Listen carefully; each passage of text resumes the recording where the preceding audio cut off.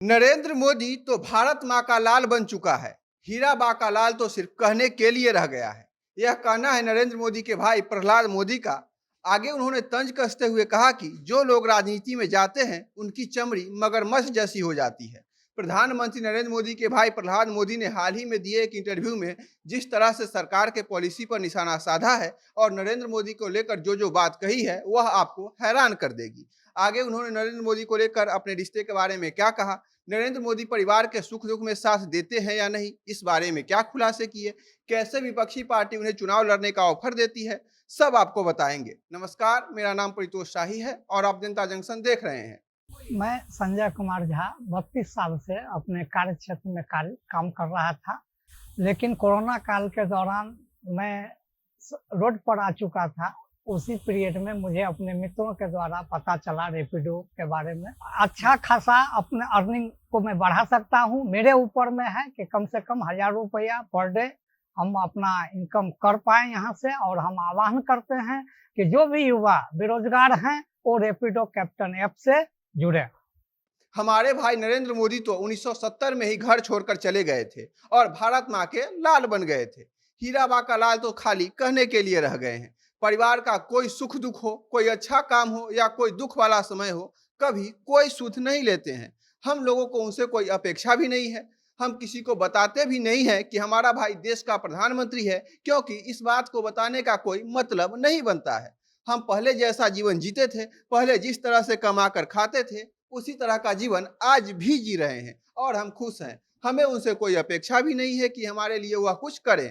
कभी कभी उनका मन होता है तो माँ से मिलने आ जाते हैं, लेकिन आप लोग देखते होंगे कि जब वह हीराबा से मिलते रहते हैं तो उनके आसपास हमारे परिवार का कोई और आदमी नहीं होता है। अब ऐसा क्यों होता है, यह तो नरेंद्र मोदी ही बताएंगे। उनके मन में हम लोगों के लिए क्या है यह हम लोग तो नहीं जानते, लेकिन हम उनके लिए कभी बुरा नहीं सोचते हैं। कुछ दिन पहले ही प्रहलाद मोदी ने गुजरात सरकार को आत्मलोकन करने की सलाह दी थी और राशन प्रणाली में चल रहे गोरख धंधे के बारे में सख्ती बरतने को कहा था। तब इस बारे में मीडिया ने जब उनसे सवाल करने पहुंची तो उनसे पूछा गया कि आपने गुजरात सरकार को क्यों आत्मलोकन करने को कहा, तो उन्होंने कहा कि जब हमारे भाई नरेंद्र मोदी गुजरात के सीएम थे तब राशन प्रणाली में कई आमूलचूल परिवर्तन हुए थे। उन्होंने बायोमेट्रिक कार्ड बनवाए, दूरदर्शिता दिखाई। कई लोग मेरे पास आए और कहा आप भी कार्ड बनाने का काम कीजिए, लेकिन मैंने इस काम को करने से मना कर दिया, लेकिन फिर भी मेरा नाम उसमें आ गया है।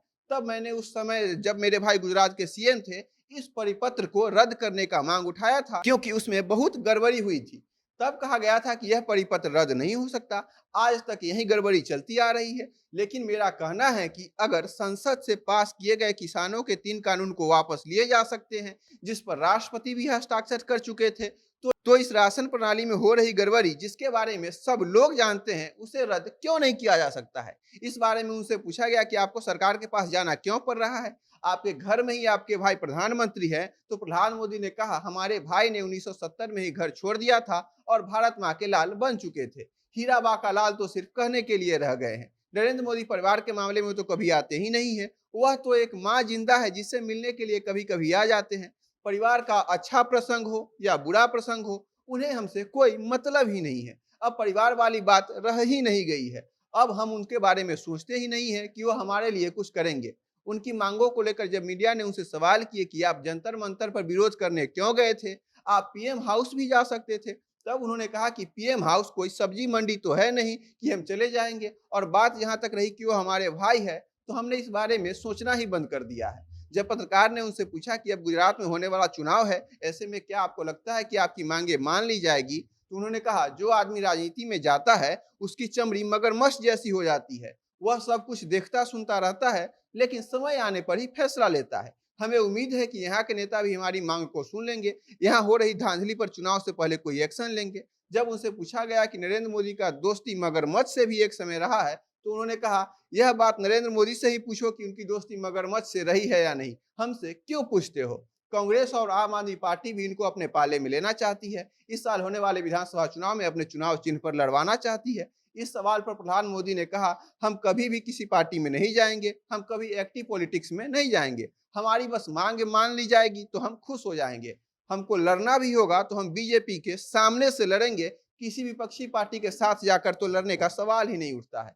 इन बातों से तो साफ झलकता है कि गुजरात में बांटी जा रही राशन में काफी गड़बड़ियां हो रही है और इनके बार बार आवाज उठाने के बाद भी कोई अधिकारी एक्शन नहीं ले रहा है।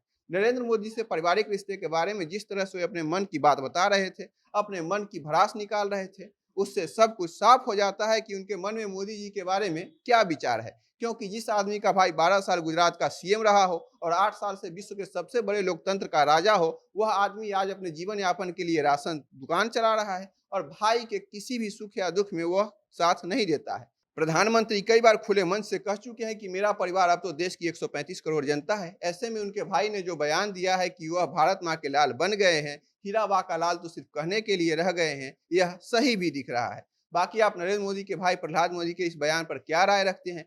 क्या नरेंद्र मोदी को अपने घर परिवार वालों की सुध बुध लेनी चाहिए थी या नरेंद्र मोदी जो कर रहे हैं वह ठीक है? इस बारे में आपकी जो भी राय है हमें कमेंट बॉक्स में बताइएगा। बाकी खबरों के लिए बने रहिए, देखते रहिए हमारे साथ जनता जंक्शन। कैमरे के पीछे मेरे सहयोगी हैं विशाल। बहुत बहुत धन्यवाद।